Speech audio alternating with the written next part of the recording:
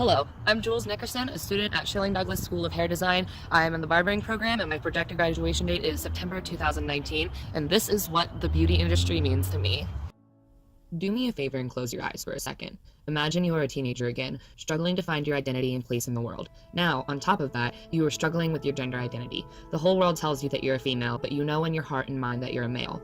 At first, you may think life will just go on as normal, but when you look in the mirror, your entire image doesn't reflect who you are, so you decide to get a haircut. Now you're faced with one of two options. Go to a salon, a familiar territory where you will be welcomed, but constantly misgendered, and most likely end up with a feminine haircut despite stressing you don't want that. How about a barbershop? The idea is exciting and sparks joy, but then you look at your hair length. What if they turn you away? What if they don't want to cut your hair? Both options feel hard, but you decide to go to the barbershop. There you are welcomed just as you would be in a salon. You explain what you want and leave with the perfect masculine cut. Now, more confident and happy, you feel like you can take on the world.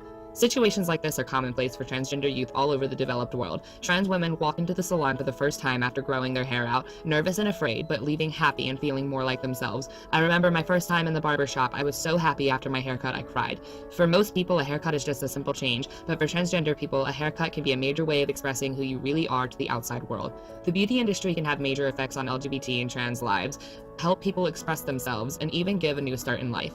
For many LGBT and transgender people, the beauty industry typically starts off as something negative. We are told that we must dress a certain way, look a certain way, and be a specific way to be beautiful or handsome. Those made-up rules can feel really restricting to a lot of queer people. However, many quickly learn that they do not have to follow these rules, and they are allowed to break them. That feeling of liberation a teenager gets when they color their hair for the first time, or get to choose their own hairstyle and cut, is something that many LGBT people have to wait a long time to have. Once they have it though, many learn how to properly express themselves and end up becoming much happier, more confident adults.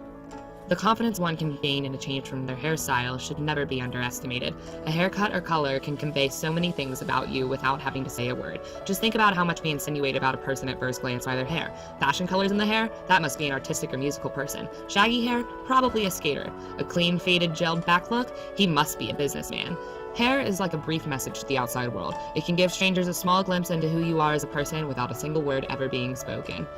Now, not everyone gets the freedom to choose how they want their hair to look. For those people, many queer people included in that group, a change in hairstyle can be a new beginning. A way of telling the world that you're your own person now and no one can control how you look anymore.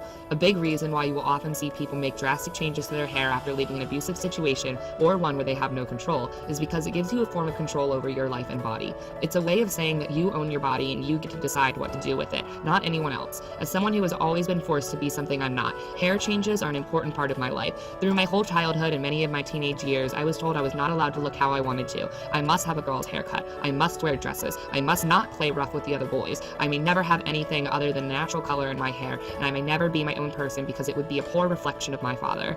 The very first thing I did when I moved away from my father was go to a barbershop, get all my hair cut off, and color the remaining parts bright blue and purple. To this day, that is one of the happiest days in my 20 years of being alive. The beauty industry was something that I struggled with for a long time, but after taking control of my own beauty, I was able to learn just how amazing it can be. Beauty has helped me and many other LGBT people reclaim my life and express what I really am inside.